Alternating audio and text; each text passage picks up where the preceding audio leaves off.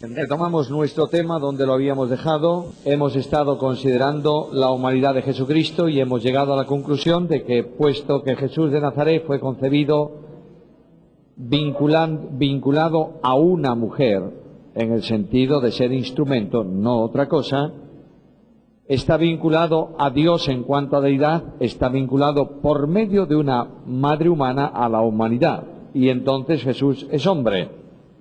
Las referencias a la humanidad de Cristo son tan amplias en los Evangelios y en el Nuevo Testamento. Voy a la página 32, me salto todo lo anterior, voy a la página 32, son tan amplias en el Nuevo Testamento que no cabe duda que los elementos esenciales en toda humanidad, una parte orgánica y una parte espiritual, concurren en Jesús. De manera que los propios compañeros de ministerio suyo, los discípulos, especialmente Juan, dice que ellos pudieron tocar con sus manos y palpar ¿a quién? Al Verbo de vida. De manera que hay un cuerpo plenamente humano. Un cuerpo que no podía estar en Jerusalén y en Nazaret al mismo tiempo, como cuerpo humano. Un cuerpo que tiene las mismas limitaciones propias de un hombre, que necesita descansar, que necesita comer y que le permite realizar actividades y limitaciones humanas. De manera que tiene hambre, tiene sed, tiene cansancio, tiene angustia, tiene tristeza, llora, puede experimentar sufrimientos físicos, sufrimientos morales y sufrimientos espirituales, y puede gustar la muerte. ¿Es un hombre? Sin duda, es un hombre. Tiene también una parte espiritual, como todo hombre.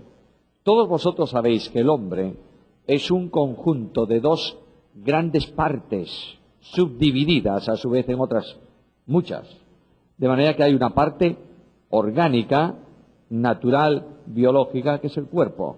Si alguien me dice, ¿y el cuerpo cómo se divide? Bueno, pregúntenselo a un médico. Tiene una enorme cantidad de divisiones. Aquella división de la escuela mía, de mis tiempos de niño, es válida. Cabeza, tronco y extremidades. Bueno, pues muy bien. Es una división del cuerpo. ¿Y tiene una parte espiritual? Sin duda. ¿Y cuál es esa parte espiritual? ¿Espíritu y alma? Sí. ¿Y mente? También. ¿Y corazón? También. Y la antigua versión hablaba de riñones. La intimidad del ser. También. También.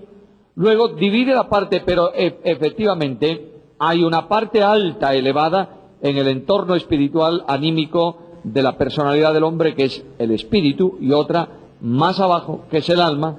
El alma permite que el hombre tenga la experiencia de un cuerpo vivo, y el espíritu la posibilidad de una relación personal con el Creador. ¿Cristo tiene espíritu humano o no? ¿Sí? ¿Seguro? Espíritu humano tiene Cristo. No lo dudes, tiene espíritu humano. Hasta el punto que dice que, conmovido en espíritu, Jesús lloró. Hay un espíritu humano. ¿Y tiene un alma humana, Jesús? Claro. Mi alma está muy triste. Hasta solo un alma humana puede decir eso. Nunca desde la naturaleza divina. Ahora, esto tiene un profundo contraste. ¿Estáis viéndolo o no?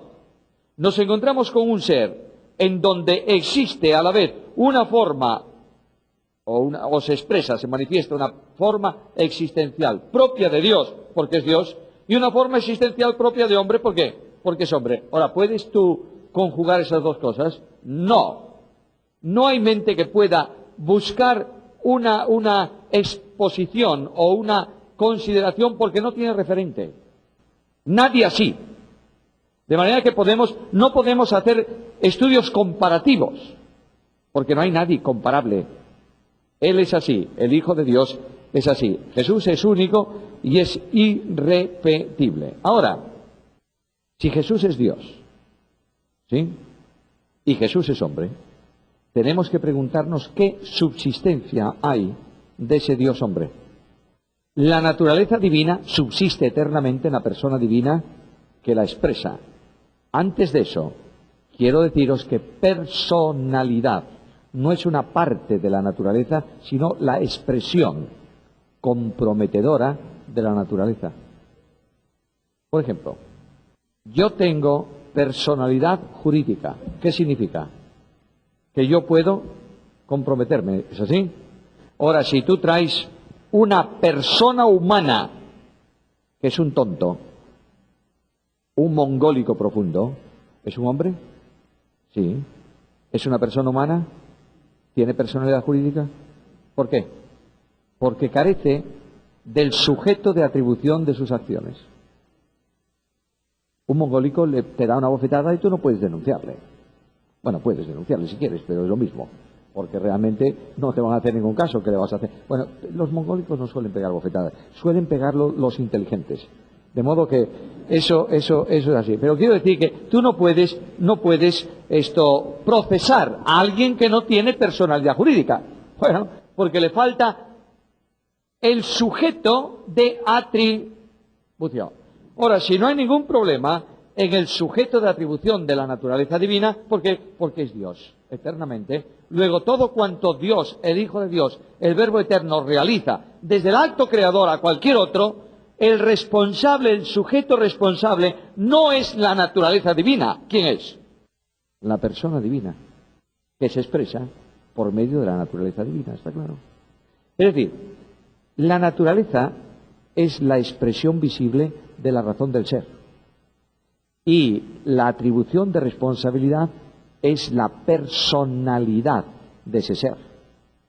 Como en Cristo Jesús el Señor no hay dos personas, sino una sola, el sujeto de atribución de responsabilidad de su naturaleza divina y de su naturaleza humana es la persona divina del Hijo de Dios. ¿Está claro?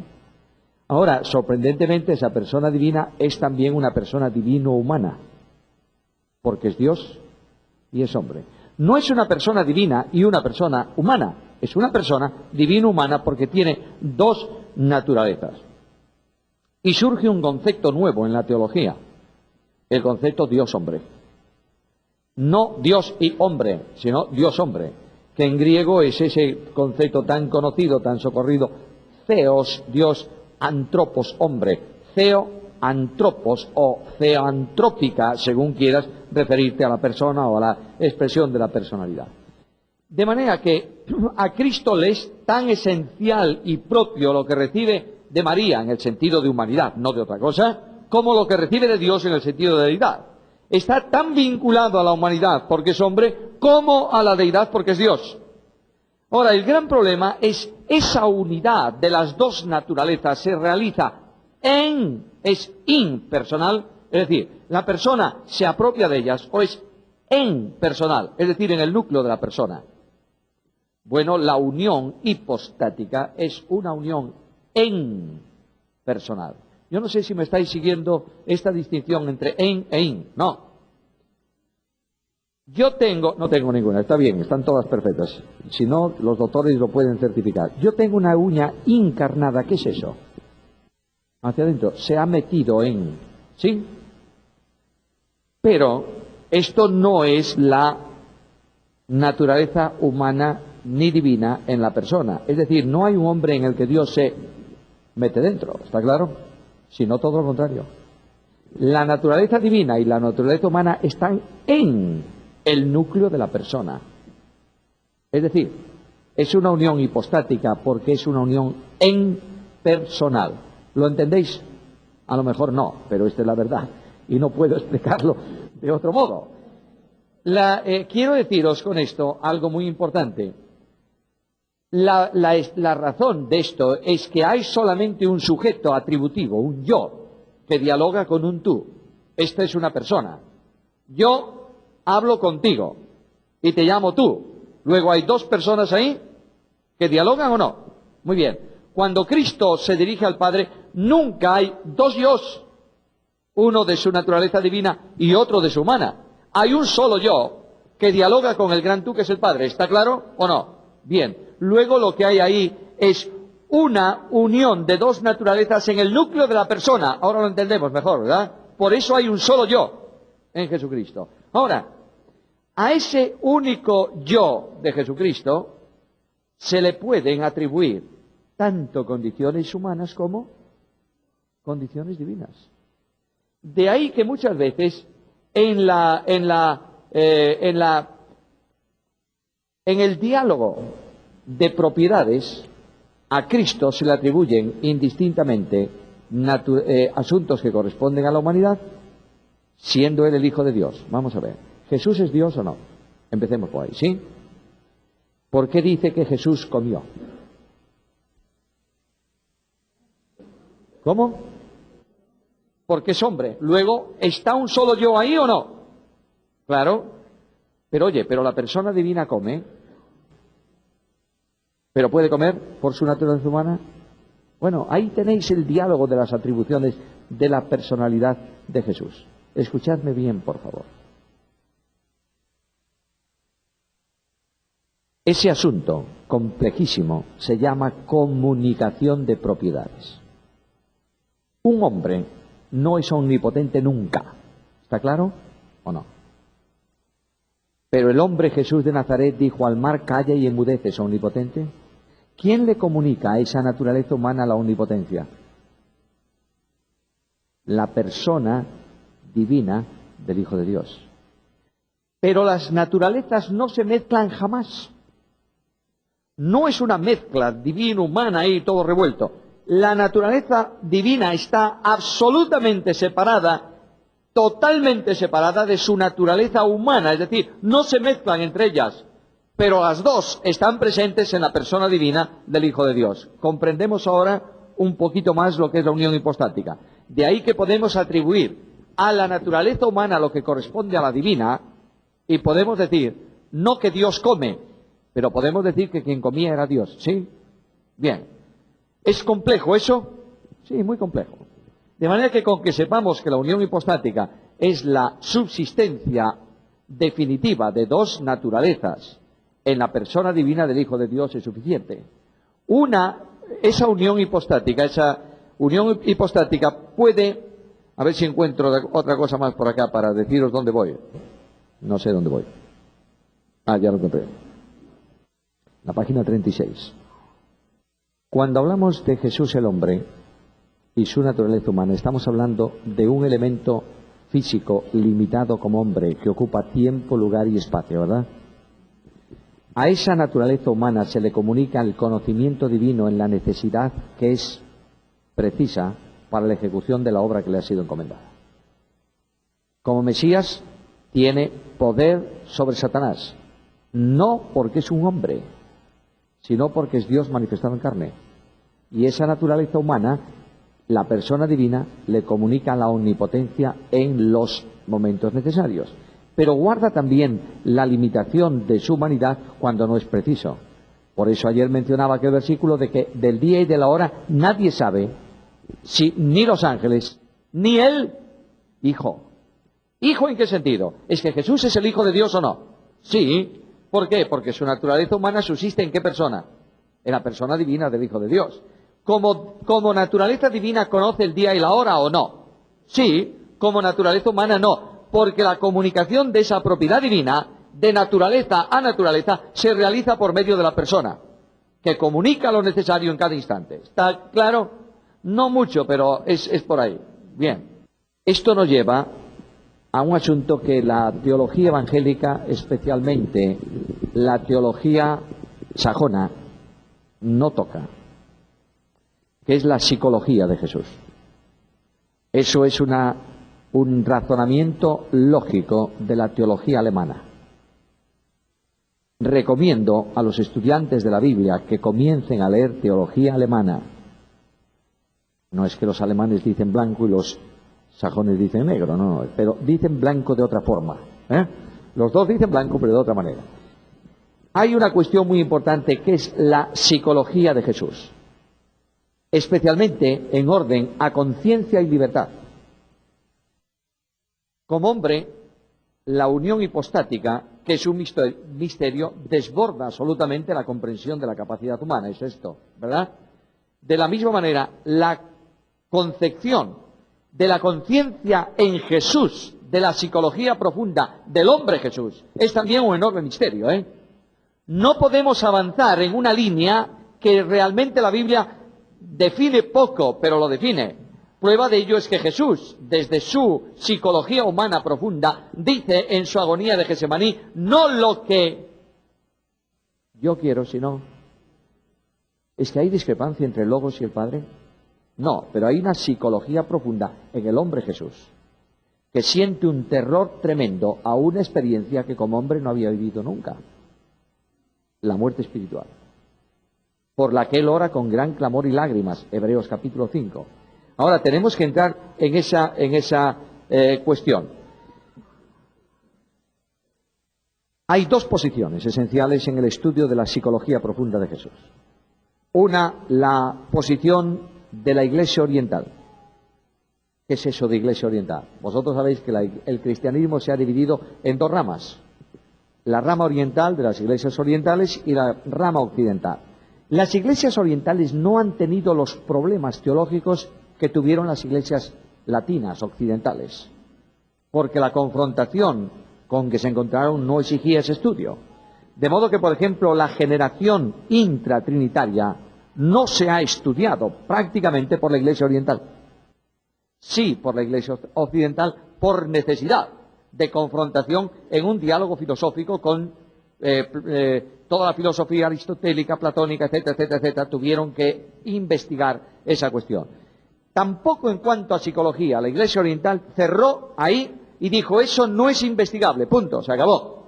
Pero la Iglesia Occidental tuvo que entrar en el conflicto del diálogo de la psicología liberal especialmente, y tuvo que investigar en esa fuente para afirmar y reafirmar una condición específica en la humanidad de Jesucristo. Hay dos posiciones, por tanto, la teología oriental, que ellos dicen que es un desacato intentar penetrar en la conciencia de Cristo, elaborando la correspondiente psicología, porque equivale a escudriñar la conciencia misma de Dios. Momento. La naturaleza humana subsiste en la persona divina. No estamos investigando la persona. ¿Estamos investigando qué? La naturaleza, que por ser naturaleza humana es un hombre también, ¿o no? Bien. Ahora, la posición evangélica que sigue a la iglesia latina, llega a presentar a Jesús con una personalidad, expresión propia de la persona que indudablemente tiene que manifestarse en las dos naturalezas, divino y humana, en una personalidad coherente y rectilínea, consistente de quién es y a quién se entrega una determinada misión. El hombre necesita, voy a simplificar al límite eso, si no, no vais a dormir. Para la ejecución de la misión salvadora, Dios se hace hombre para sustituir al hombre, ¿sí? Bien. El hombre necesita un motor de estímulo para sus acciones. Un estímulo neutro no genera nada. A mí hablarme ahora mismo de pescar corales en el fondo del mar, me da lo mismo. Yo no voy a ir, primero no estamos al borde del mar. Para generar una acción se necesita un estímulo interno que, actuando en el elemento volitivo de la persona, desencadena una acción. Me interesa mucho leer un libro que tú tienes en tu casa. Estímulo, quiero leer. Acción, mi voluntad pone en marcha los mecanismos necesarios para conseguir el libro, ¿sí?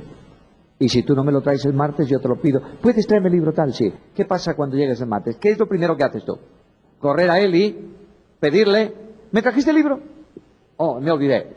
El jueves, otra vez, hasta que por fin, cansado el hombre, te trae el libro. Ahora, ya leíste el libro. Tienes que tener un estímulo educativo para devolverlo. Porque el estímulo volitivo que generó esa acción ya no existe. ¿Por qué?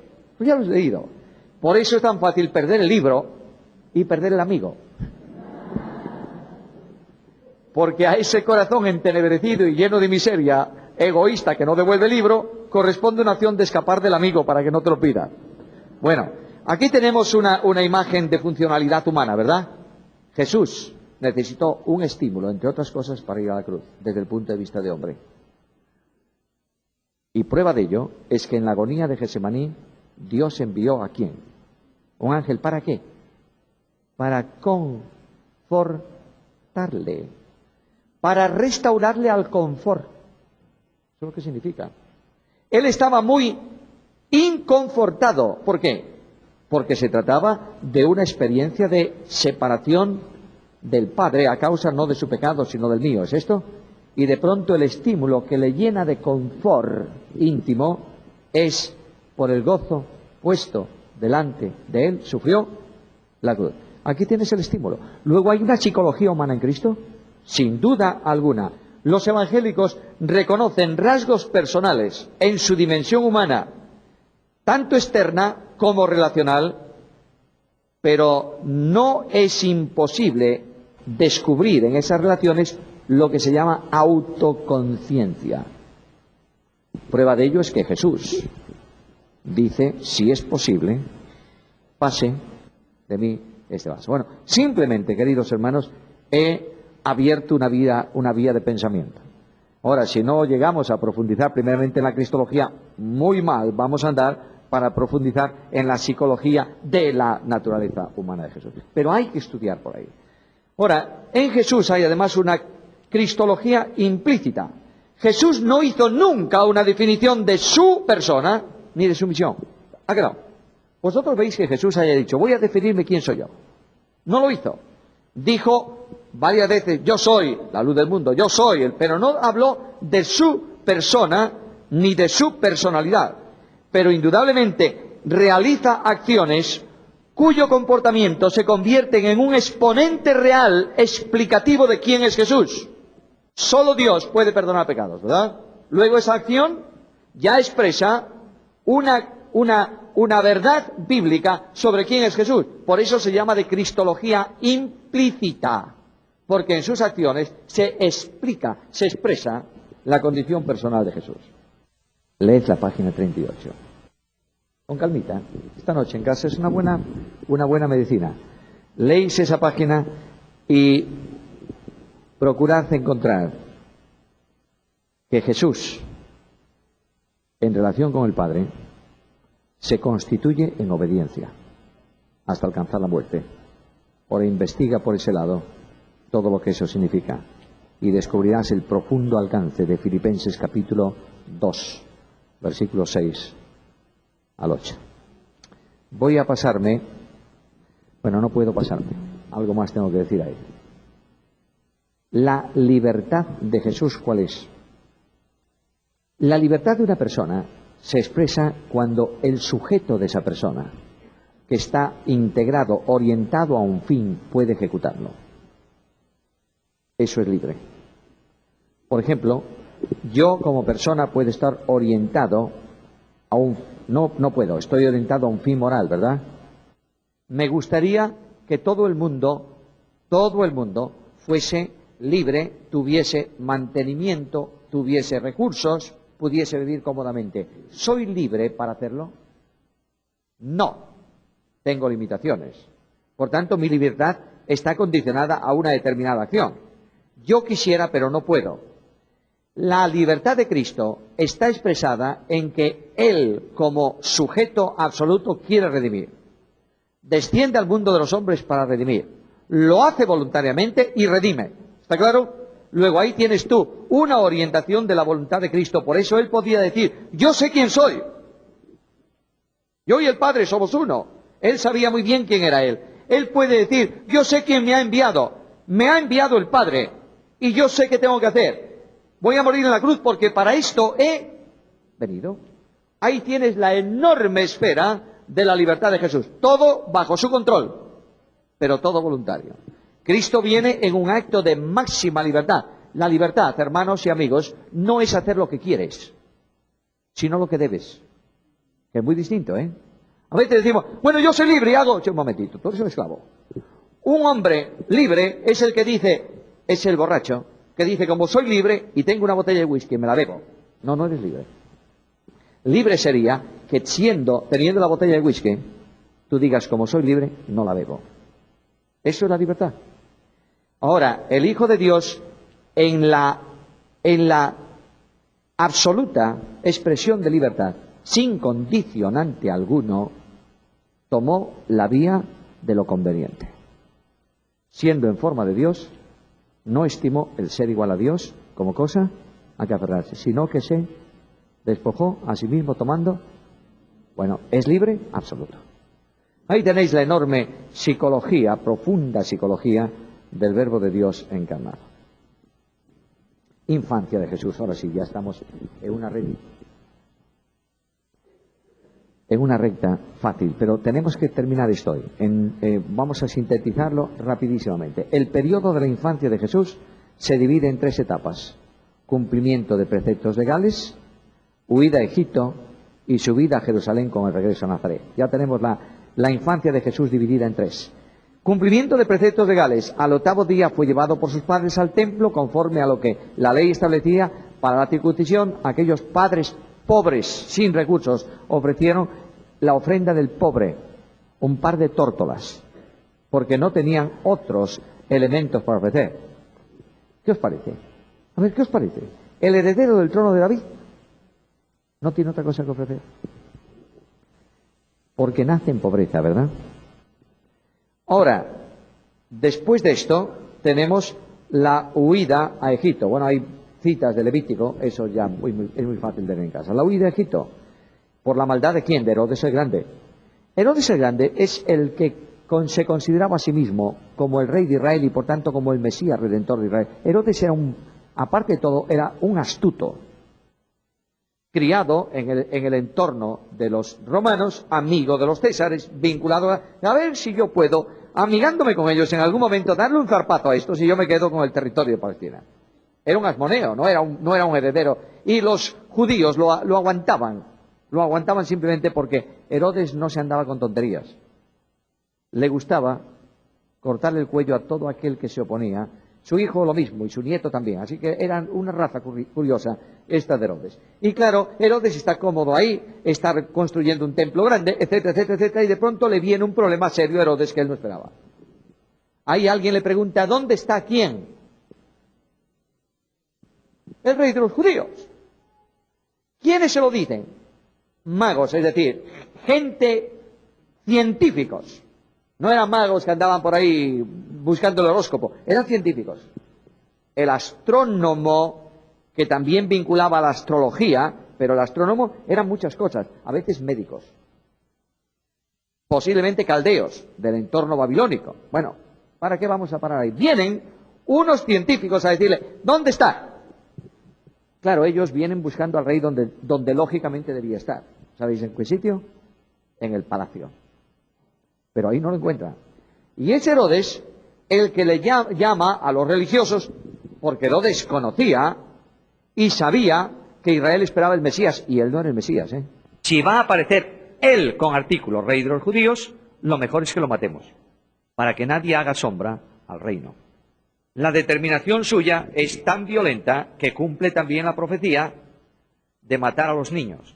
Los magos van, adoran al niño y le ofrecen dones, oro, incienso y mirra. De ahí que se deduzca, es solo deducción, que eran 3. Vosotros sabéis que hay una catedral en Europa que dice que tiene el sepulcro de los Reyes Magos. Curioso. En Colonia dice que están enterrados. Bueno, ¿y cuántos son? 3.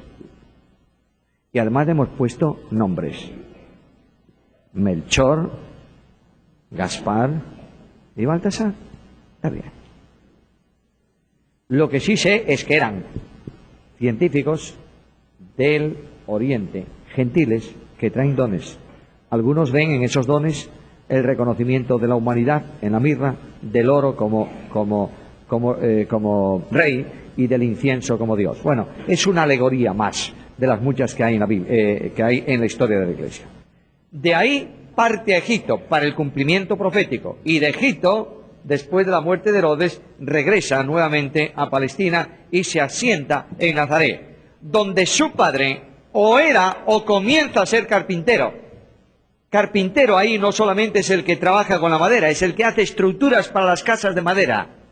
De otra forma, no solo haría una silla, yo creo que puede hacer una silla, pero él era aquel carpintero que ponía los marcos para los adobes de las puertas y construía la estructura de madera de las casas.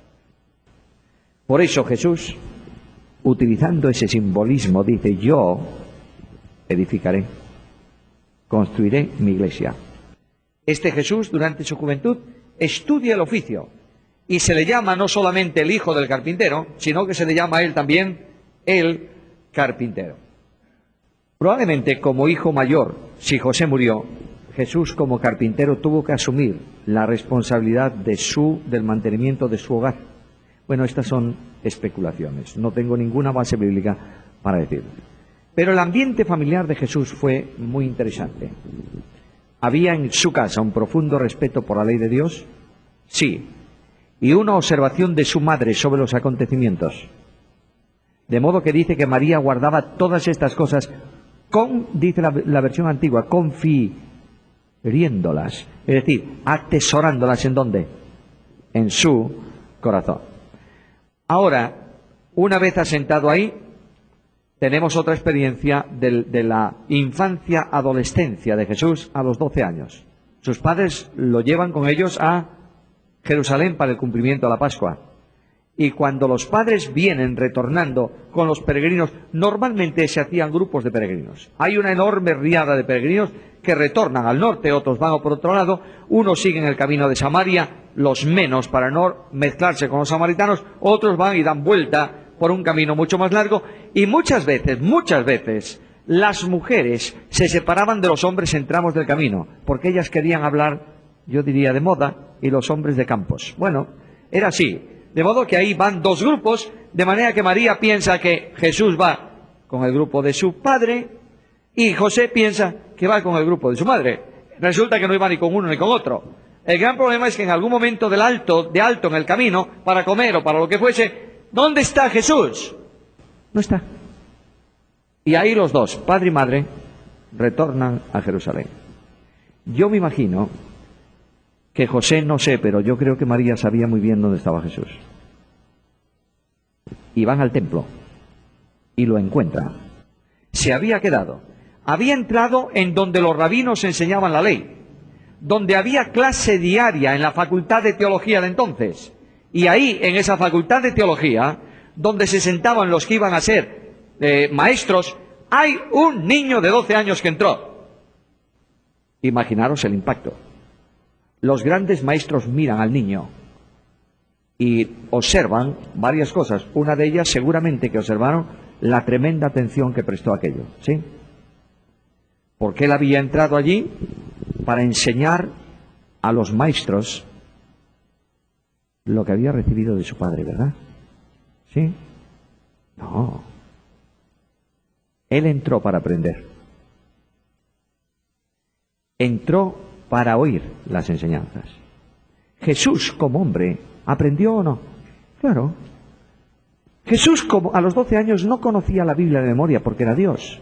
Eso lo sabía plenamente su naturaleza divina, no su humana. Jesús, en su naturaleza humana, tuvo que aprender la Biblia, leerla y recibirla de manos de ¿quién? De sus padres, y de forma especial de su madre. Por eso el Antiguo Testamento tiene tanto énfasis en la madre, en el hogar. Por eso dice que el hijo necio es vergüenza ¿de quién? De su madre. La deja en evidencia, porque no aprendió nada de lo que la madre le enseñó, si es que le enseñó. A veces también hay madres que son una vergüenza para los hijos, pero bueno, eso es una cosa que se ha dado a la regla. No es así en el caso de María. Aquel niño conocía tanto de Biblia que cuando los rabinos, que era su costumbre, después de enseñar, preguntaban, se quedaron admirados de sus respuestas. Y entra María y José y reprenden a su hijo, como a cualquier otro niño. ¿Tú sabes lo que hiciste con nosotros? ¿El disgusto que nos has dado? Sí.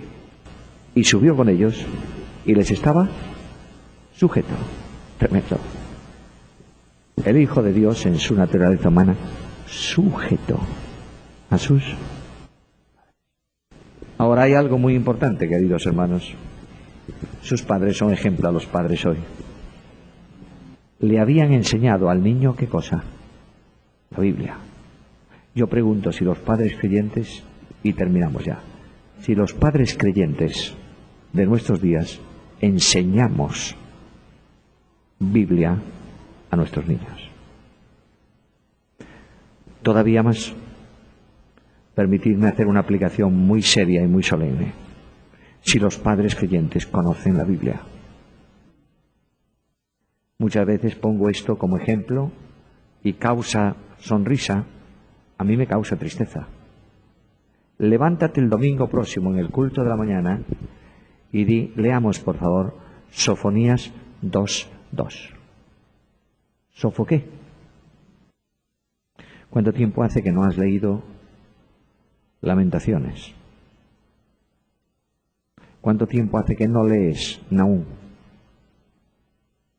Los cristianos evangélicos leemos un poco los evangelios, algo la epístola a los romanos, un poco la carta a los corintios para pelearnos con ella unos con otros, tal vez un poco Apocalipsis para despertar nuestra curiosidad y punto final, ya llega bastante.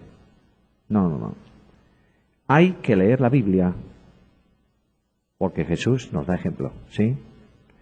Además, en el periodo de la infancia y de la juventud, encuentro el cuidado tremendo de unos padres por sus niños. Yo sé que cuando cité el versículo le estaba sujeto, todos los padres presentes estábamos pensando que yo iba a deciros, poned a vuestros hijos en orden. No, poneros vosotros en orden. El problema de los niños son generalmente un problema de los padres, y no al revés. ¿Aquellos padres dieron tiempo a Cristo o no?